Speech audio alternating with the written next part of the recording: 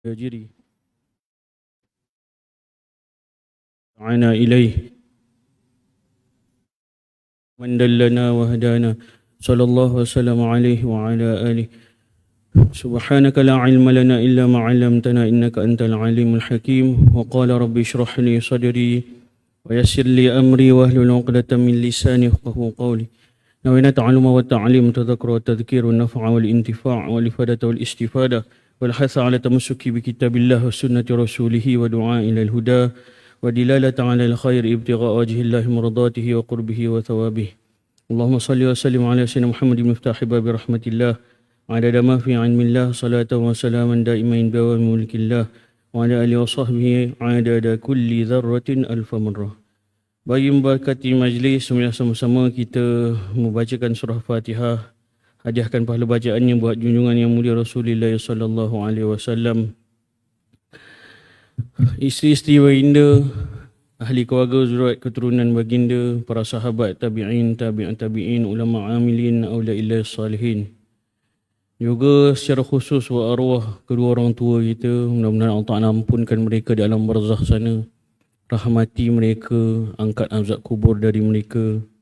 Kita doakan seluruh kebaikan buat pasangan kita, anak-anak kita, adik-beradik kita, jiran tetangga kita, saudara mara, juga penduduk qaryah kita dan seluruh kaum muslimin muslimat yang masih hidup atau yang telah meninggal dunia. Syai'ulillah lahumul fatihah. A'udzubillahi minasyaitonirrajim. Bismillahirrahmanirrahim. Alhamdulillahi rabbil alamin, arrahmanir rahim, maliki yaumiddin. Iyyaka na'budu wa iyyaka nasta'in. Ihdinas siratal mustaqim. Siratal ladzina an'amta 'alaihim ghairil maghdubi 'alaihim waladdallin. Amin ya rabbal alamin. Alhamdulillah, thumma alhamdulillah, syukur kepada Allah Subhanahu wa taala mempermudahkan urusan kita pada malam ini untuk menuntut ilmu Allah Subhanahu wa taala. Tuan-tuan yang mulia, dalam hadis sahih riwayat Imam Bukhari, kata Sayyidina Anas bin Malik, ra'aitu ashabi Rasulillah ashabu Rasulillah sallallahu alaihi wasallam yabtadiruna sawariya 'indal maghrib. Dalam sebuah hadis sahih yang diriwayatkan oleh Imam Bukhari dan Muslim, Sayyidina Anas bin Malik menceritakan keadaan sahabat Nabi Muhammad sallallahu alaihi wasallam, yakni apa yang mereka lakukan ketika maghrib. Apabila masuknya waktu maghrib, dilihat berkali-kali oleh Sayyidina Anas bin Malik keadaan sifat bagaimana caranya para sahabat masuk ke dalam masjid. Jadi yang dinampak oleh yang dilihat oleh Sayyidina Anas bin Malik para sahabat minal kabair. Orang maksudnya sahabat-sahabat minal kibar. Ra'aitu kibaru ashabi Rasulillah sallallahu alaihi wasallam yabtadiruna sawari 'indal maghrib. Kata Sayyidina Anas bin Malik, aku telah melihat sahabat-sahabat Nabi yang besar. Besar, kata ulama, boleh dia faham kepada dua. Waktu maghrib, sahabat Nabi yang besar ni buat apa? Jadi sahabat Nabi yang besar ni besar difaham dengan maksud dia merupakan sahabat yang usia lanjut. Yang kedua, kibar dengan maksud sahabat-sahabat yang alim ulama. Sahabat-sahabat yang dekat dengan Nabi Muhammad SAW, yang mana ilmu mereka Allah Ta'ala bukakan pintu hati mereka untuk faham pada agama ni. Jadi sahabat-sahabat yang alim ni, kata Sayyidina Anas bin Malik, waktu maghrib mereka masuk ke dalam masjid dalam keadaan yabtadirun. Yabtadirun ni dengan maksud berebut-rebut sawariya 'indal maghrib. Mereka berebut-rebut apa? Mereka berebut-rebut mendapatkan tiang ketika maghrib. Masuk je waktu maghrib, mereka masuk masjid. Perkara pertama yang mereka akan dapatkan tiang. Untuk apa mereka dapatkan tiang? Kata ulama, mereka berebut-rebut mendapatkan tiang untuk mereka beramal ibadah dengan menjadikan tiang itu sebagai sutrah ataupun pendinding ataupun pembatas tempat solat. Ini adalah sunnah para sunnahnya takrir. Nabi Muhammad SAW sunnah takririyah, ataupun perkara yang biasa dilakukan oleh Nabi Muhammad SAW. Bahkan Rasulullah SAW sendiri pun, yang mana kita tahu siapa yang biasa pergi haji ataupun pergi umrah, dia pergi ke Masjid Nabawi. Di bahagian belakang ada satu tempat yang dia namakan tempat Ashabus Suffah duduk. Di tempat Ashabus Suffah duduk, iaitu orang-orang miskin, orang-orang yang tidak ada pekerjaan, mereka hanya meluangkan masa bersama dengan Rasulullah SAW seperti Abu Hurairah. Dalam riwayat, Ashabus Suffah, orang yang sangat miskin ini, mereka duduk di anjung masjid. Dan Nabi Muhammad SAW sangat mengambil berat hal keadaan tentang mereka, seperti salah satu contoh iaitu Abu Hurairah. Baik, Ashabus Suffah tempat dia di belakang Masjid Nabawi. Dan di Masjid Nabawi itu ada beberapa tiang. Salah satunya tiang adalah tiang yang masyhur digelar sebagai tiang taubah, tiang taubat. Ataupun salah satu lagi dikatakan di situ adalah tiang tahajud. Ada satu tiang taubat, ada satu lagi tiang tahajud. Maka dekat tempat Ashabus Suffah ada satu nama tiang tahajud. Kerana apa dinamakan tiang tahajud? Apabila Nabi Muhammad SAW bangun pada malam hari, kebiasaannya Rasulullah SAW solat di dalam Masjid Nabawi adalah dengan menghadap tiang tersebut. Maka tiang dalam perbahasan agama bukan suatu perbahasan yang kecil. Sehingga Imam Bukhari memasukkan bab tiang sahaja, Al-Ustuwanah ataupun Sawariyah, ini dalam satu bab khusus. Ini tiang-tiang masjid dalam satu bab khusus di dalam kitab Sahih Bukhari. Maka berbahagialah orang yang dia menjadikan tiang sebagai sarana tempat untuk dia beramal ibadah. Jadi tempat tu antara yang paling sunnah tertinggi untuk seseorang solat sunat adalah solat sunat dengan menghadap tiang. Akan tetapi Rasulullah SAW, kalau kita nak pahala tambahan, kerana sutrah ni adalah baik pada objek-objek yang pegun. Ini pahala peringkat yang tertinggi lah. Dia ada maratib, tingkatan dia. Paling yang tertinggi adalah objek yang pegun. Jadi seperti dinding, seperti tiang, maka kita menghadap ke arah tempat tersebut, pahala kita pun bertambah. Kalaulah kita selama ini solat di rumah, orang kata kamu solat, biasanya kamu solat atas apa? Saya solat atas sejadah lah. Rugi kita tak ubah niat kita. Kalau kita ubah niat kita, maka pahala pada diri kita akan bertambah.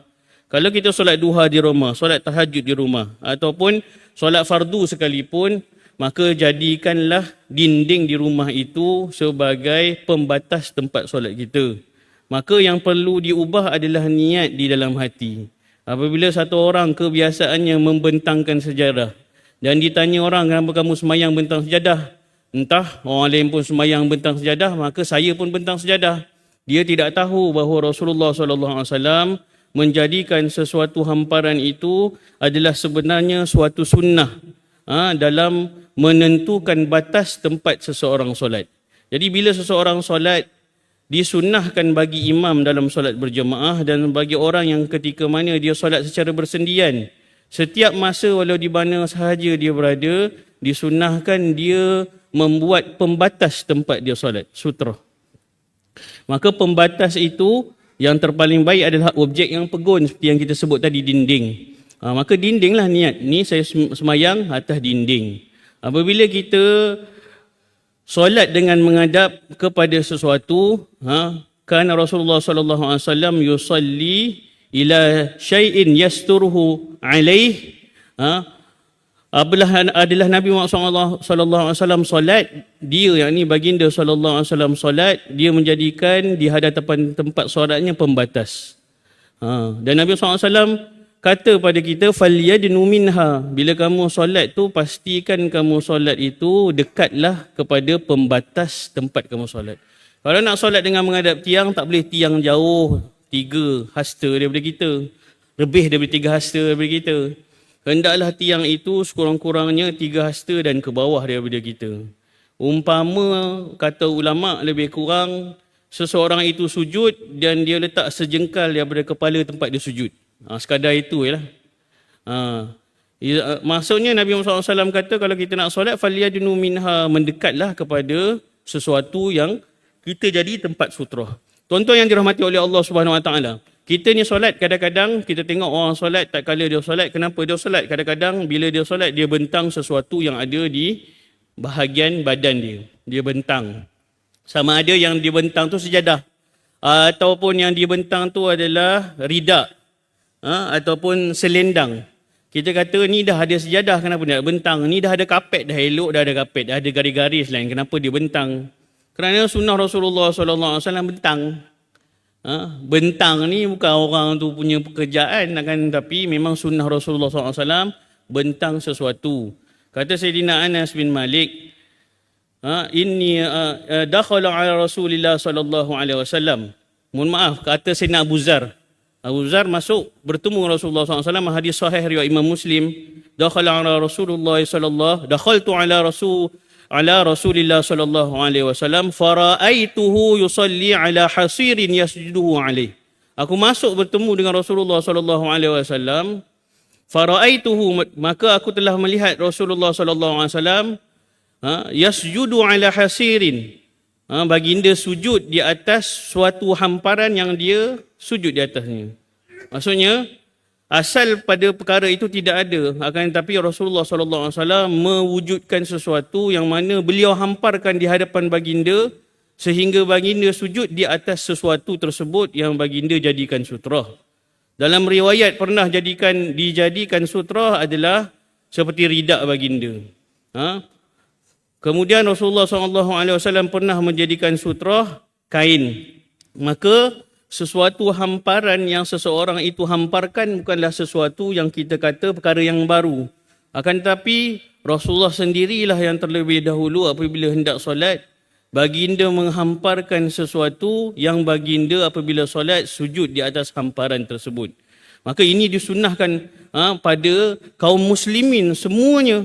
Kalau kita solat secara biasa-biasa sahaja, rugilah pahala solat dia. Kerana dalam perbuatan solat ada keadaan-keadaan yang boleh kita tambah baik sehingga menjadikan mutu dan nilai solat kita bertambah di sisi Allah kerana kita telah bertambah mengikut sunnah Rasulullah SAW. Maka bagi imam disunnahkan meletakkan sutrah. Biasanya di masjid-masjid, di masjid-masjid dan surau-surau adalah sutrah ni. Tuan-tuan Google dalam internet ke apa, tulis sutrah, S-U-T-R-A-H. Sutrah ni maksudnya pembatas lah. Kenapa nak kena ada pembatas? Supaya orang boleh lalu di sebalik pembatas tu.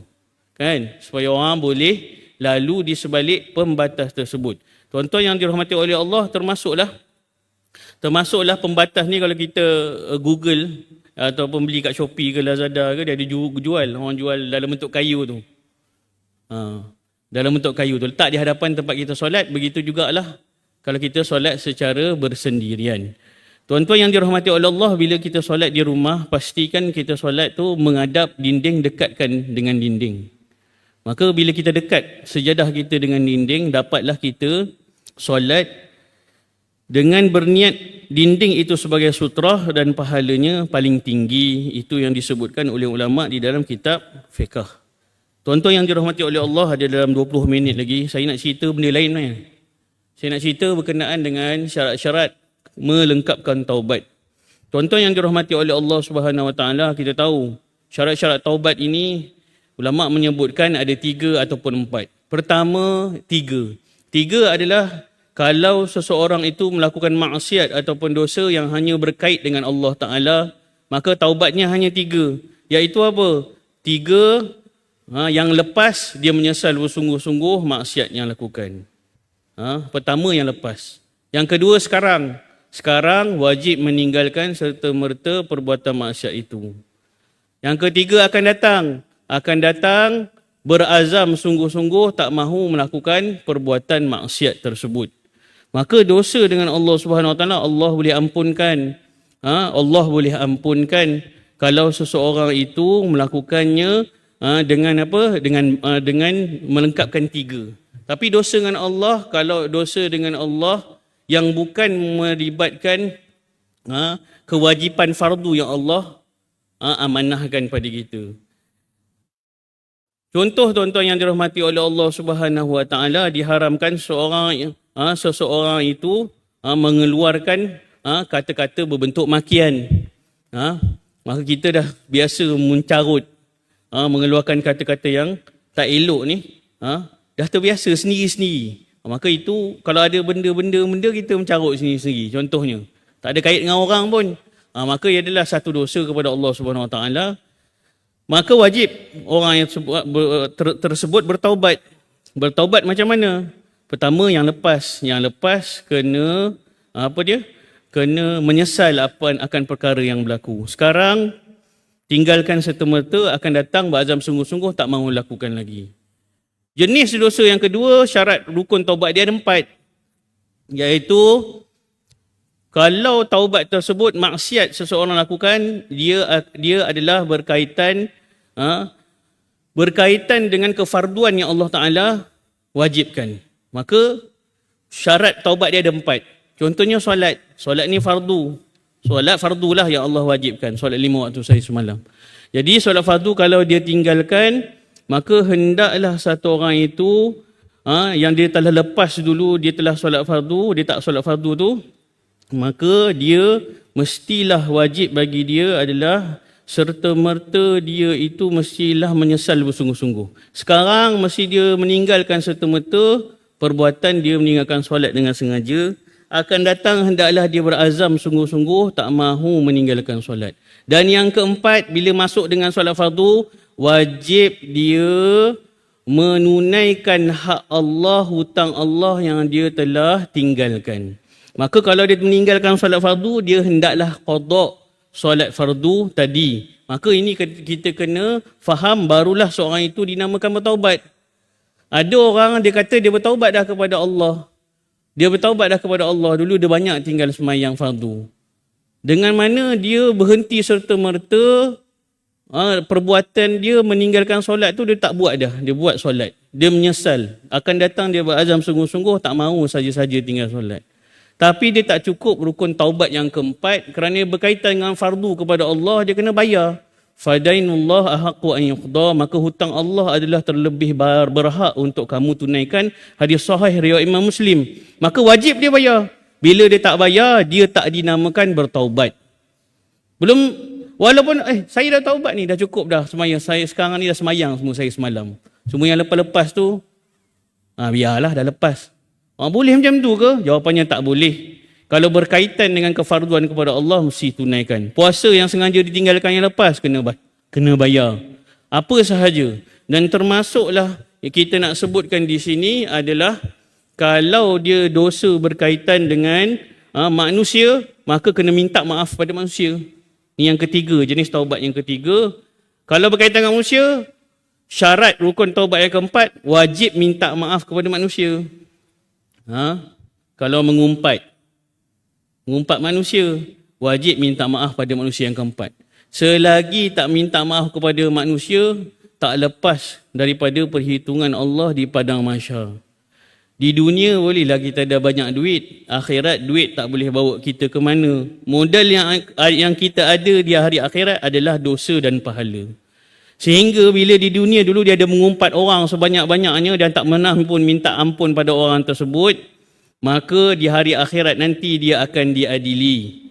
Sehingga kalau tak minta ampun, Allah Ta'ala, orang tu pun tak nak ampunkan di hari akhirat, maka semua pahala-pahala dia akan diambil dan dihitung semuanya, dia akan dibayar kepada orang yang diumpati. Kalau begitu macam mana? Kalau kita nak jumpa dengan dia pun tak tahu dah orang tu memang kuat kita kutuk. Kuat kita ngumpat dia. Ngumpat ni apa tuan-tuan? Mengumpat ni berkata sesuatu perkara yang buruk di belakang orang ataupun di depan orang. Sesuatu yang benar di belakang ataupun di depan dengan tujuan merendahkan. Ini tafsiran ngumpat, kena ingat. Mengatakan sesuatu yang buruk. Sama ada depan ataupun belakang. Saya tak mengumpat, saya cakap kat awak ni teruk betul lah awak ni. Contohnya itu ini disebut kan. Cakap depan-depan. Ngumpat tak? Jawapan dia ngumpat. Benda yang benar, mengatakan sesuatu yang benar, benda yang buruk Di belakang ataupun di depan seseorang dengan tujuan merendahkan. Ini mengumpat. Tapi ada juga kita kata yang buruk, tapi kita tak tergolong daripada kategori mengumpat kerana niat kita baik. Asalnya mengumpat benda yang buruk yang orang tu benci. Yang seseorang yang diumpat tu benci, sama ada belakang ataupun depan. Kalau kita nasihat dia, kita sebagai bos, kamu ni dalam nak buat pekerjaan ni silalah begini-begini, janganlah kamu malas gini. Ceritalah buruk-buruk dia apa kan. Nak nasihat dia supaya betul-betul kerja. Dah lepas tu pula janganlah kamu tak semayang, buat gini-gini-gini. Tak semayang buruk tak? Tak semayang buruk. Dan orang yang dinasihat berkenaan dengan tak semayang pun benci kalau orang nasihat dia tersebut. Memang orang benci. Akan tetapi tidak dinamakan mengumpat. Kerana apa? Kerana perkara itu berbentuk nasihat. Jadi mengumpat ini mengatakan tentang perkara yang buruk yang makna orang tu benci. Orang tu benci. Dan dengan tujuan merendahkan. Kita sebenarnya dapat tahu orang tu merendahkan orang lain tu, dia cerita buruk tu. Orang tu kalau dengar, tuan badan dengar, memang tak suka lah. Dia cerita buruk tu, kita dapat tahu tu. Perbincangan dan dia cerita-cerita tu adakah untuk merendahkan? Adakah untuk menghina? Atau adakah untuk mengolok-olok, mengata-ngata, menganjing dan sebagainya? Ataupun kata-kata dia tu untuk mencari penyelesaian masalah. Ataupun kata-kata dia tu untuk menasihatkan orang lain. Maka ini perlu dibeza. Perlu dibeza dengan benar. Kalau berkata perkataan di belakang orang yang tak benar ataupun di hadapan orang, namanya fitnah. Jadi benda benar ni mengumpat. Bukan kamu yang jatuh longkang tadi ke? Gelak dengan kawan-kawan dia. Si Ali jatuh longkang tadi. Terbuka dia punya butang, zip sampai terbuka di cerita tu. Satu ofis gelak. Mengumpat tak? Orang yang jatuh tadi ada sebelah dia, kawan kat ofis. Lepas tu gelak ramai-ramai. Maka kita tahu dari segi nada memang nak menghina, nak merendah-rendah, nak memperolok-olok. Tu namanya mengumpat. Maka itu tak dibenar dan dibenci di sisi syarak. Berbanding dengan orang yang cakap tentang perkara yang satu orang tu tak suka. Siapa suka kena nasihat dia untuk tutup aurat? Diorang memang kebiasaannya tak suka. Kamu ni tutuplah aurat gini-gini. Tak suka. Walaupun benci, tak dinamakan mengumpat kerana cakap berkenaan buruk dia depan-depan, walaupun dia tak suka, tapi untuk nasihat. Maka ini tak dinamakan mengumpat. Mengumpat, kita ulang balik, adalah perkataan tentang seseorang. Biasanya benar, yang tak benar fitnah. Perkataan buruk tentang seseorang yang seseorang tu benci. Yang mana perkataan tadi adalah tujuan untuk merendah dan menghinakan dia. Maka ini kita katakan mengumpat. Dan mengumpat ni kita kata Allah Subhanahu Wa Taala pasti tak akan mengampunkan seseorang. Dia dah minta ampun pada Allah, lepas ni mulut ni nak banyak diam, tak nak cakap pasal kawan-kawan dan sebagainya, nak banyak diam. Dia tahu besarnya dosa mengumpat. Seumpama makan bangkai kawan sendiri. Maka dia berbuat keputusan tersebut, tapi dalam masa yang sama dia tak pula minta maaf kepada orang yang diumpati. Maka dosanya tak diampun dengan Allah Subhanahu Wa Taala. Dalam hadis secara jelas Allah Subhanahu Wa Taala tidak akan mengampunkan dosa seseorang yang berkaitan dengan makhluknya, melainkan setelah makhluknya memaafkan dosa kesalahan orang tersebut. Jadi kena minta maaf. Masalahnya orang saya selalu umpat dulu tu dah pindah Ustaz. Dia kata, dah tak jumpa dah. Macam mana saya ni, saya takut hari kiamat ni, saya takutlah dosa pahala saya bukan banyak mana sangat, nanti nak kena bayar muflis saya ke akhirat. Dengan itu saya masuk neraka wal'iyazubillah. Jadi dia minta nasihat. Macam mana kita nak bagi nasihat? Ulama mengatakan setiap kali kita beramal amalan yang sunat, maka niatkan pahalanya dihadiahkan kepada apa? Kepada orang yang kita umpat tadi. Kerana menghadiahkan pahala buat orang lain yang masih hidup tak ada khilaf baginya. Boleh sahaja. Kita yang buat amalan ni, maka kita doa pada Allah, ya Allah, amal soleh aku sedekah sekian demi sekian, aku hadiahkan pahalanya seluruhnya buat si fulan bin si fulan. Maka orang yang menghadiahkan amalan buat orang lain, Bila dia hadiah tu, dia tinggal kosong ataupun ada. Ulama menyatakan kalaulah dia menghadiahkan amalan kepada orang lain, sebenarnya dia lagi beruntung. Kerana orang yang menghadiahkan amalan kepada orang lain, sipir di dalam dosa pahala dalam Islam ni bukan kita hadiahkan kepada orang, kita jadi kosong. Malahan kita tetap sama pahala yang kita dapat daripada Allah, dan tambahan pula kita dapat menghadiahkan pahala kepada orang yang lain juga. Kalaulah kita tak teringatlah orang yang kita umpat tu siapa dan siapa nak tujukan pahala kepada siapa-siapa, maka kata ulama, perbanyakkanlah amal soleh kepada Allah. Perbanyakkanlah solat sunat, puasa. Sebab amalan fardu memang wajib, nak sedekah macam mana? Itu tuntutan diri kita kepada Allah. Zakat fitrah, tuntutan diri kita kepada Allah dan sebagainya. Melainkan nazar lah. Tuan-tuan yang dirahmati oleh Allah Subhanahu Wa Taala, banyakkan amalan-amalan tadi supaya dia menjadi bekal kita di hari akhirat. Amalan soleh ni kena banyak. Kerana apa? Ramai orang di hari akhirat dia jadi muflis. Walaupun amalan dia menggunung setinggi langit sekalipun. Kerana apa? Kerana banyak dituntut oleh orang-orang yang lain yang mana di dunia dulu dia itu dizalimi. Sama ada dizalimi maruahnya, sama ada dizalimi dirinya dan sebagainya. Tuan-tuan yang dirahmati oleh Allah Subhanahu Wa Taala, begitu juga dalam bab zina. Ni sebenarnya tajuk dia panjang. Nak cerita kita kompres lah sikit. Zina pun begitu juga, kena minta maaf dengan orang. Minta maaf ni kalau zina dengan orang yang maksudnya zina dengan orang yang dah berkahwin ataupun anak dara. Melainkan tak perlu minta maaf, hanya bertaubat kepada Allah. 3 sahaja rukun, hanya bertaubat kepada Allah kalau orang yang dizinai itu kafir ataupun janda. Kerana janda ni tak ada siapa-siapa, dia yang bertanggungjawab atas diri dia. La tunkihal ayyuma hatta tastamura. Kata Rasulullah SAW, tidak dinikahi seorang janda melainkan dia ambil kira ke pandangan dia. Maka dia berhak memilih calon dia, bukan anak dara ni mak bapak boleh dengan keizinan yang lainnya. Akan tetapi kalau anak dara ni mesti ditanya pendapat dia, hak mutlak dia kalau nak berkahwin. Jadi tuan-tuan yang dirahmati oleh Allah, janda dengan orang kafir rukun taubat 3. Tapi kalau satu orang tu belum berkahwin anak dara, maka dia di bawah tanggungan mak bapak dia, wajib minta ampun kat mak bapak dia baru lepas. Yang kedua, kalau orang tu dah berkahwin, wajib minta ampun pada suami dia. Kata ulama dalam kitab Minhajul Abidin, Al-Imam Ghazali menyatakan, sekiranya nak minta ampun pada keluarga mereka itu susah dan mendatangkan kemudaratan. Ad-dararu, apa dia? Kita katakan sini, apa dia? Seorang tu nak minta maaf pada keluarga dia, pada suami dia ataupun kepada keluarga dia, benda tu memang sangat sukar, mendatangkan kemudaratan yang lebih besar. Ad-dararu yuzal. Jadi bila datangnya kemudaratan, terangkatlah perkara tersebut, nak minta maaf.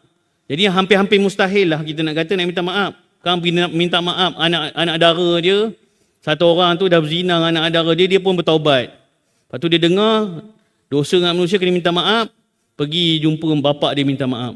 Assalamualaikum pakcik, saya telah berzina dengan anak pakcik. Oh, kamu ya? Tunggu kejap je nak. Dia masuk kat dalam, dia bawa keluar, parang. Itu memang boleh mengakibatkan hilang nyawa dan kemudaratan yang lebih besar. Jadi bila ada kemudaratan yang lebih besar, benda tu memang agak sukar lah untuk dilakukan. Justru kata ulama, kalau berkaitan dengan 2 perkara tersebut, satu orang itu mestilah balik kepada tadi, balik banyak berbuat amalan soleh dan niatkan hadiah pahala kepada dia, orang yang telah zalimi. Dan dia kena buat banyak amalan-amalan soleh. Kalau orang tu dah tak jumpa kat mana, dia tak tahu dan sebagainya, kena buat banyak amalan soleh sebagai persediaan dia di hari akhirat kelak. Kerana dia akan diadili. Buat jahat dengan anak orang, minta maaf kat bapak dia. Minta maaf tu wajib. Bapak dia tu memaafkan sunat. Boleh sahaja bapak dia tak maafkan kita. Bapak itu kita pulang pada keluarga. Dia nak maafkan, Tapi maafkan lebih baik, tapi dia melibatkan perkara yang berhak bagi ahli keluarga, justru memang satu orang tu kan perlu memperbanyakkan amal soleh, hadiahkan pahala dan sebagainya, dan juga mempersiapkan diri dengan amal soleh, mudah-mudahan di akhirat kelak dia menjadi orang yang baik. Kemudian syarat taubat, bila dah bertaubat atas zina ke apa perkara maksiat, haram menceritakan kepada orang lain. Kullu ummati mu'afa illal mujahirina minhum. Semua umatku, dalam hadis sahih Bukhari Nabi kata, semua umatku ini aman.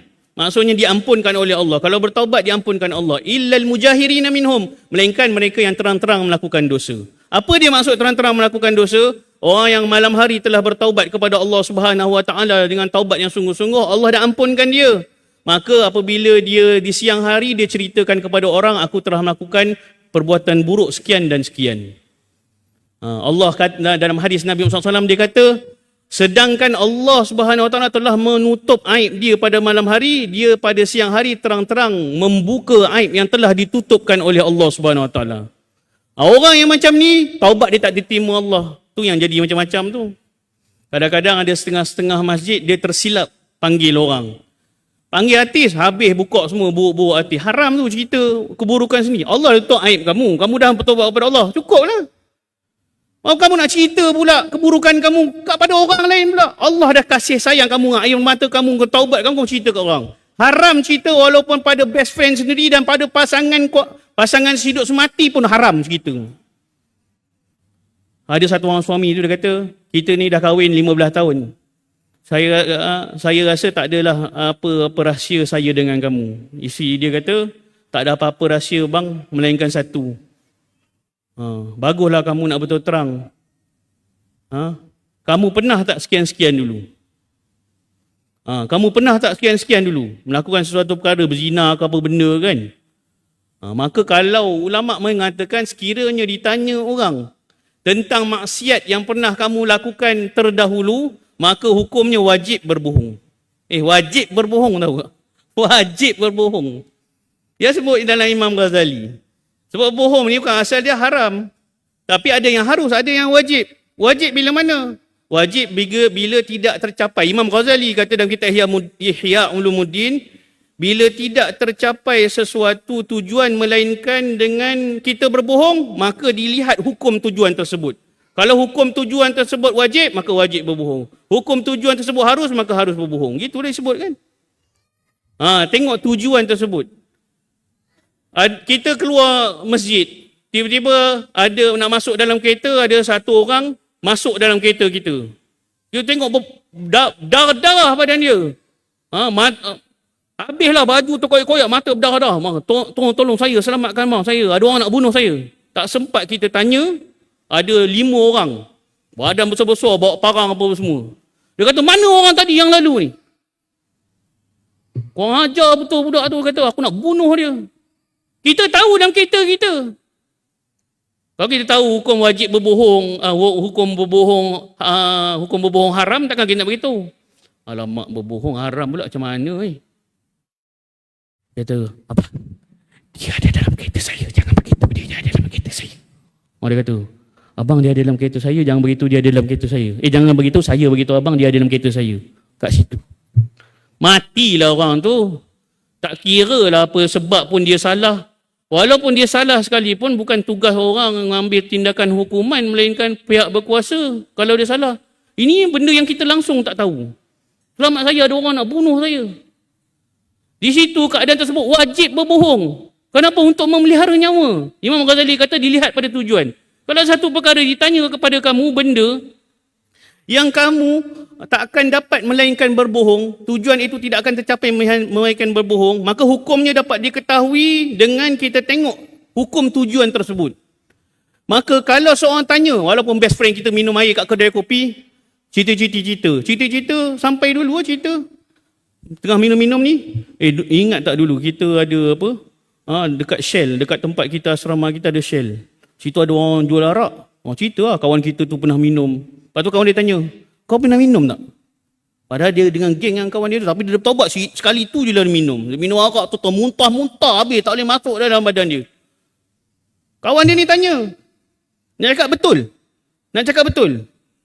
Waktu tu cakap jujur haram hukum dia. Kenapa?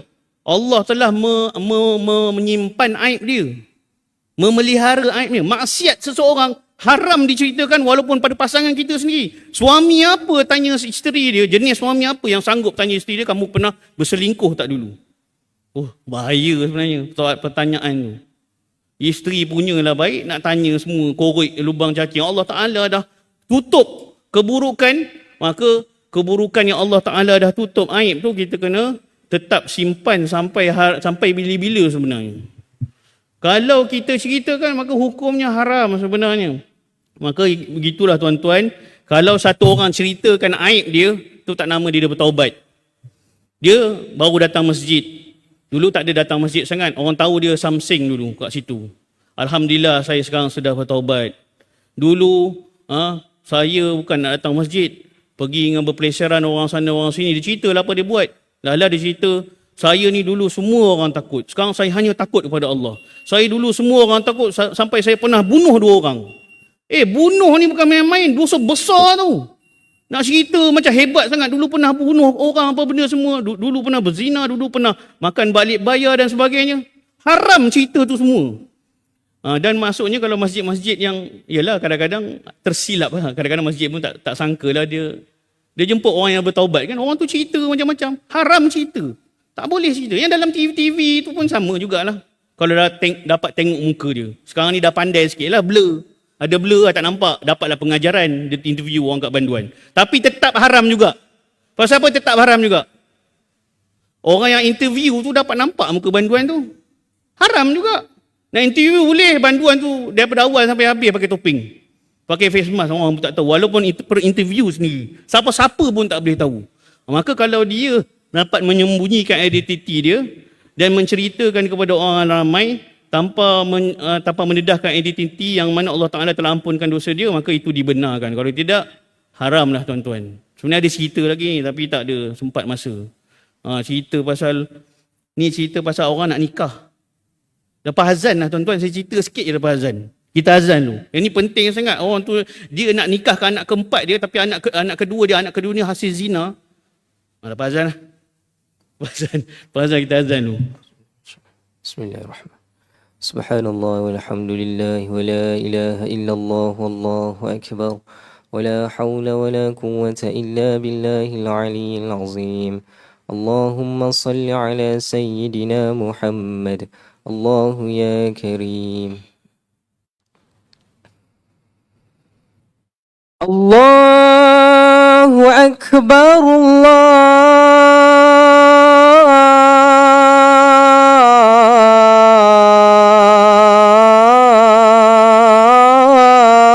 Allahu akbar. Allahu akbar,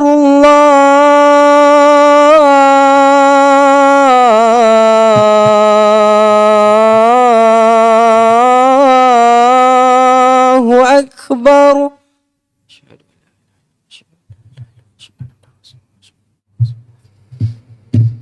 Ashhadu an la ilaha illallah.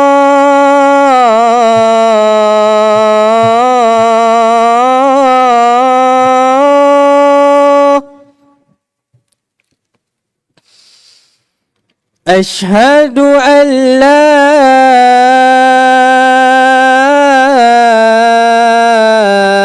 ilaha illallah.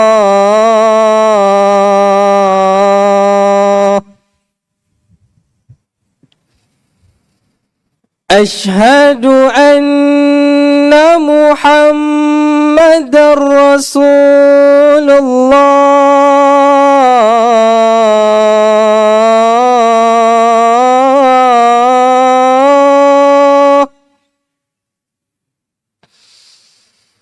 Ashhadu anna Muhammadar Rasulullah.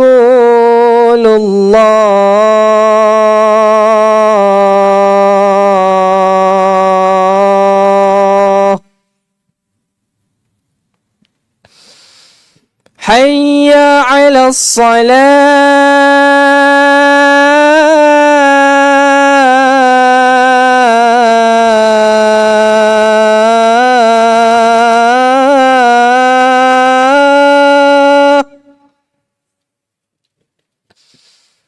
حي على الصلاة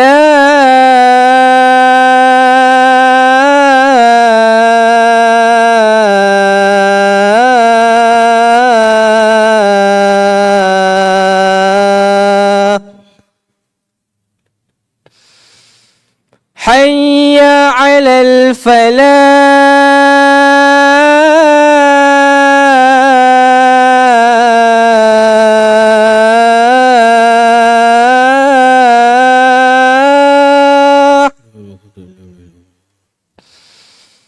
حي على الفلاح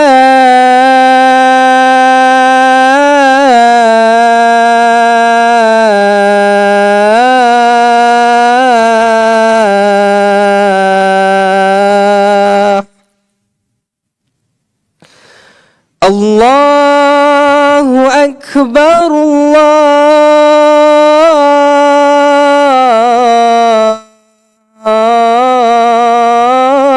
الله أكبر لا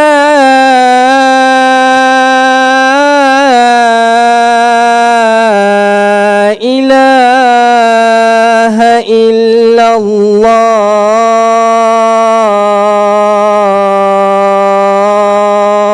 La ilaha illallah. Allahu hadzina wa ajda wa salatu wa salam.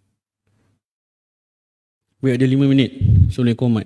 Tuan-tuan yang dirahmati oleh Allah Subhanahu Wa Taala, kalau seorang terlajak melakukan hubungan luar nikah hingga lahir anak, anak tersebut wajib disembunyikan status dia sampai siapa-siapa tak tahu.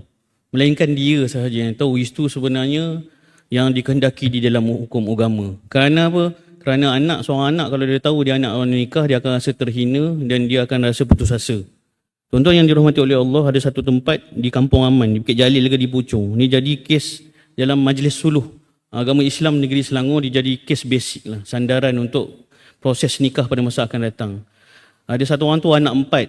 Isteri dia ni, anak kedua tu isteri dia ni memang terlanjur dengan lelaki lain dan memang isteri dia confirm anak itu hasil keterlanjuran dia dengan lelaki lain. Maka bila dia nak nikah, bila anak tu nak nikah, dia jadi serba salah nak beritahu suami dia tak ataupun tak. Kerana suami dia lah yang menjadi wali nikah, akan jadi wali nikah. Sedangkan kita tahu kalau anak luar nikah, mana boleh bapak dia sekarang. Anak luar nikah tu bin kan dengan mak dia je kan. Bapaknya tak boleh dia jadi wali nikah. Jadi dia pun runsing. Maka dia tanya ustazah setempat. Maka ustazah setempat tu jawab dengan jawapan yang hanya satu sudut sahaja. Kenapa satu sudut? Ustazah tu melihat untuk disahkan perkahwinan tu. Maka dia kata pada si isteri, kamu pasal anak kedua ni kamu bagi tahu baik-baik dengan suami kamu. Bagi tahu baik-baik dengan suami. Dia tengok satu sudut je untuk sah pernikahan. Tapi dia tak tengok kesan dia.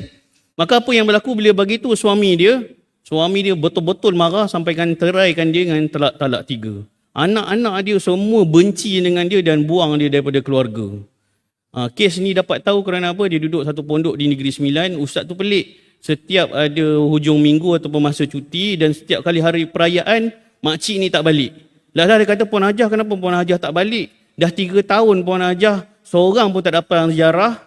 Kemudian masa raya seorang pun tak datang ambil. Lepas tu dengan air mata yang berlinangan, dia pun cerita dia kena buang keluarga. Suami dia dah ceraikan dia dengan talak 3 sebab kebenaran yang diceritakan. Supaya untuk mengesahkan kahwin anak dia. Kerana tuan-tuan yang dirahmati Allah, Tuan Qadi sebenarnya perlu bijak sebenarnya. Dan orang yang bila menghadapi situasi ni, dia perlu tahu status anak luar nikah tu haram, maksudnya dia dedahkan kepada orang lain, dia pun tak boleh tahu, biarlah sampai bila-bila. Biarlah dalam IC tu dengan yang lain, tapi maksudnya status tu biar dia rasa tak terhina dan tak putus asa. Kerana kalau dia tahu status dia, mula bisikan syaitan, patutlah mak aku suruh aku buat baik gini, lepas tu aku anak hasil benda yang keji. Ataupun mulalah putus asa, dah aku anak zina, baik aku zina, dia terus putus asa. Jadi syarak tak membenarkan tu haram, maka macam mana nak buat jadi nikah dia sah? Maka dia perlu bijaksana. Maka ibu tadi sebenarnya perlu bincang baik-baik dengan Tuan Qadi. Cerita, sebab nak nikah ni keburukan, maksudnya terpaksa ceritalah, itu dibenarkan, nak cerita hal sekadar sebenar. Maka dia cerita perkara tersebut. Bila dia cerita perkara tersebut, boleh tak Tuan Qadi selesaikan masalah ni? Maka Tuan Qadi yang bijaksana pun, dia akan selesaikan. Macam mana cara dia? Dia olok-olok nikahan. Jadi ada bapak dia kan. Ada bapak dia yang sekarang ni, dia kata, okey, kalau nak nikahkan begini, tengok ni semua. saya nikahkan kamu, dia berwakilkan wali bapanya kepadaku dengan mas kahwin sekian-sekian, sah. Orang tu pun jawab, saya terima nikahnya ni dengan dijawab sekali, sah. Sah, okey macam tu tadi, kamu kena nikah.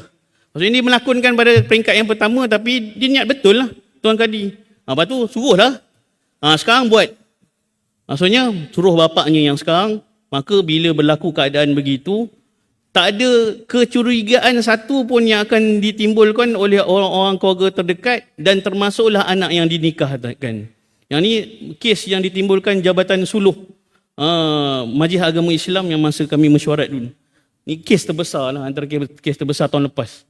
Jadi tuan-tuan yang dirahmati oleh Allah SWT, orang yang mengetahui dalam bidang ni, dia perlu cuba merahsiakan serahsia-serahsia mungkin dengan bincang secara baik dengan tuan yang mengqadikan tu. Yang dalam dokumen tu lantak pergilah. Ikutlah kat mana-mana pun bin siapa tak lantak. Yang penting nak bagi nikah tu sah. Jadi yang sah menikahkan anak orang nikah wali hakim. Jadi Tok Kadi ni kena ambil peranan penting, mula-mula melakonkan tapi niat dia betul. Jadi yang kedua tu bapak dia nikahkan ikut dia lah. Jadi itu yang kita buat. Maksudnya dalam keadaan tarik tepung rambut tak berselerak. Tarik tepung rambut tak berselerak. Tarik rambut tepung tak berselerak. Begitulah. Aku nak qauli hadza astaghfirullah azim li wa lakum wasailil muslimin wal muslimat wal mu'minina wal mu'minat fastaghfiru fawzan mustaghfirin wa najatat taibin. Allah manfa'na bima 'allamtana wa 'allimna ma yanfa'una wa zidna 'ilman nafi'an bi rahmatika ya arhamar rahimin. Rabbana atina fid dunya hasanah wa fil akhirati hasanah wa fil akhirati wa qina adzaban nar. Sallallahu alaihi wasallam Muhammad wa alihi wasallam. Alhamdulillahirabbil alamin wa afu minkum.